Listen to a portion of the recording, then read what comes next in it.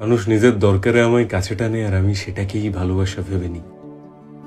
হয়তো লোভী কিংবা ভীষণ একা বা বাতিল হওয়ার তালিকায় নাম পড়ে যাওয়ার ভয়ে বারবার আমি ক্ষমা করে দিই সবাইকে।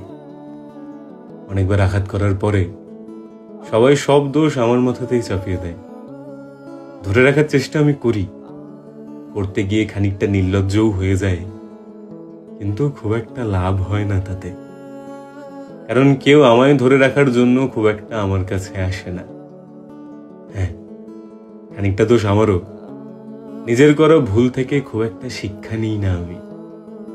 কারণ সবকিছু যদি আমি শিখে যাই, মানুষ আমাকে আর ইউজ করবে কিভাবে, তাই না? তাই আমি এভাবেই কাটিয়ে দিই। যে যখন খুশি আসে আমার পাশে থাকে, নিজের কাজ করে, আমায় ছুঁড়ে ফেলে দেয়, আমি তারই মাঝে মানিয়ে নিয়েছি।